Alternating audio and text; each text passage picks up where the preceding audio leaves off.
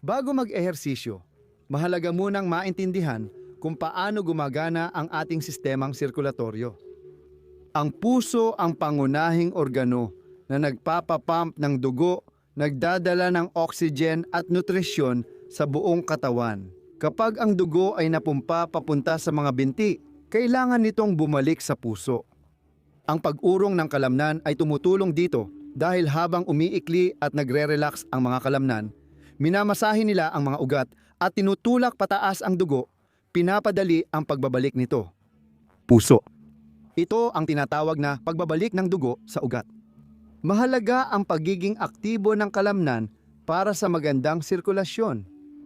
Ngayong alam natin ang halaga ng ehersisyo sa sirkulasyon ng dugo, alamin natin ang 5 pinaka-epektibong ehersisyo para mapabuti ang sirkulasyon ng mga binti. Makaka-access ka ng 500 plus video sa app ko. I-download ito sa kanang itaas na bahagi ng iyong screen. Magsisimula tayong magtrabaho mula sa distal papunta sa proximal, dadaan sa mga daliri ng paa, binti, hita, pelvic area, at sa huli ay ang abdomen para mailapit ang naipong venous dugo sa binti papunta sa puso. 5 simpleng ehersisyo na kailangan mo lang ay banig at sofa para maging komportable. Humiga ng nakatihaya at ipatong ang paa sa sofa. Ang posisyong ito ay nakakatulong na agad sa pagbalik ng dugo sa puso dahil ang grabidad ang pangunahing dahilan kung bakit nahihirapan bumalik ang dugo mula sa mga ugat papunta sa puso. Unang ehersisyo, tututok tayo sa intrinsic na kalamnan ng paa. Hawakan ang binti sa likod ng tuhod. Iunat hanggat kaya. Okay lang kung medyo baluktot. At igalaw ang mga daliri ng paa papalapit sa iyo at pababa. Ito ang tinatawag na flexion. Ito naman ang extension na inihihiwalay lang ang galaw sa antas ng mga daliri ng paa. 3 segundo sa bawat posisyon, 3 segundo sa flexion, 3 segundo sa extension. 1, 2, 3. 1, 2, 3. May 5 na tayo, gagawin natin ay 10 ulit, 3 sa bawat paa. 6. 7.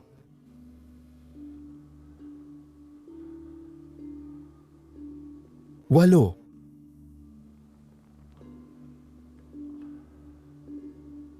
9. At 10. Ipatong ang binti sa sopa. Maglaan ng ilang segundo para tingnan ang lagay ng kaliwa at kanang binti.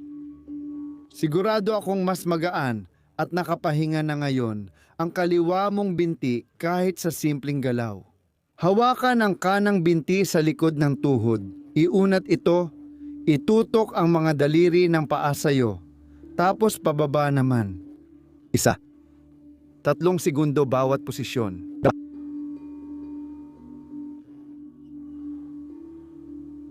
Para masiguro ang maayos na paglabas sa antas ng mga paa. 3, 4, 5, 6,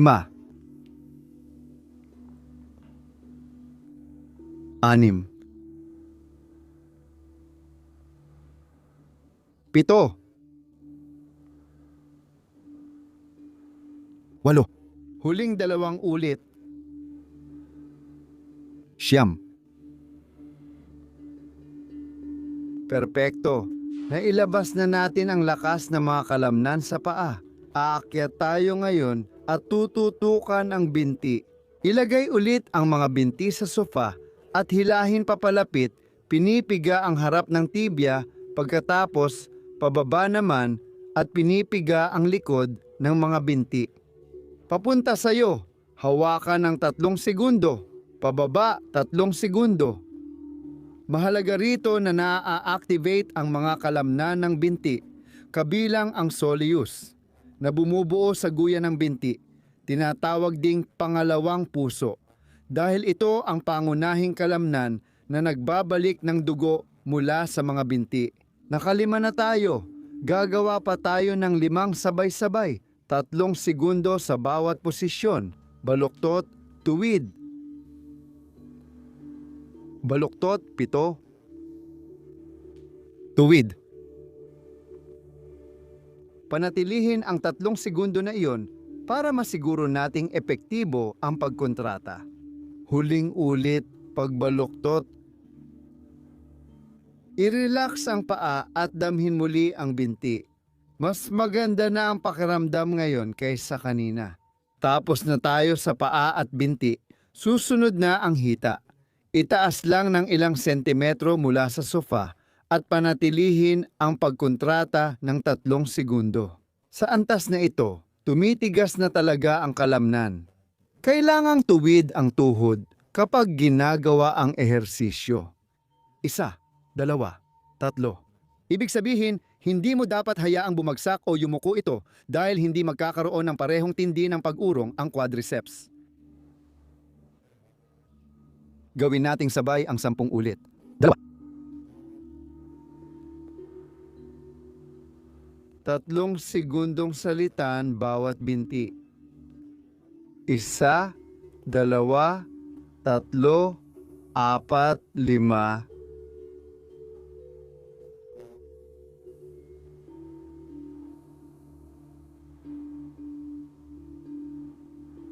6.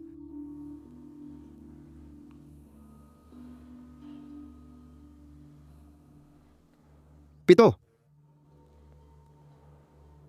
Mukhang nakatulong ang video sa'yo. Ipinapakilala ko ang channel membership. Sa maliit na kontribusyon, masuportahan mo na ang aking trabaho at mapalapit ang pisyoterapiya sa lahat. Iba-iba ang benepisyo kada antas. Pindutin ang sumali para sa karagdagang impormasyon.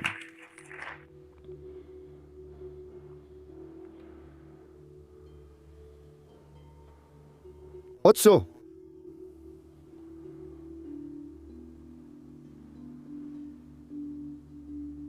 Siyam, huling ulit at 10. Magandang ehersisyo para sa hita. Sunod, magpo-focus tayo sa mga kalamnan sa mas mataas na antas ng balakang, lalo na sa mga kalamnan ng puwit na siyang pinakamalalaking kalamnan sa bahaging ito. Para dito, ilagay ang mga braso sa magkabilang gilid ng iyong katawan, itaas ang iyong puwitan ng pinakamataas na kaya mo at higpitan ng todo ang mga kalamnan ng puwit na parang gusto mong ipit ang isang credit card sa pagitan ng iyong mga pisngi ng puwit. 1, 2, 3, relax. Dumampi sa sahig tapos itaas agad. 1, 2, 3, relax. Dumampi, itaas. May 3 na tayo. 4. Hinawakan natin, itinaas natin. 5. 6. 7. 8. 9 at 10. Perpekto mga paa, mga binti, mga hita at puwitan. Ang susunod ay ang bahagi ng tiyan. Para dito, itataas natin ang mga binti na ang mga tuhod ay mas mataas kaysa sa balakang at gagawa tayo ng galaw na parang nagbibisikleta. Isang mahusay na ehersisyo para sa lahat ng bahagi ng mga binti, pero sabay na pinapalakas din ang malalim na pagkontrata ng tiyan. 3 na ang nagawa natin. 10 pedal paabante ang gagawin natin. 4 at pagkatapos 5 o 10 beses paatras. 6. 7. 8. Mabagal at kontrolado. 9. At 10. At pagkatapos 10 pa sa kabila. 2. 3. 4. 5. 6. 7. 8. 9 at 10. Perpekto. Itaas ulit ang paa mo sa sopa at huminga. I-enjoy mo ang nararamdaman mo sa mga binti mo. Bilang huling galaw, pwede mong gawin.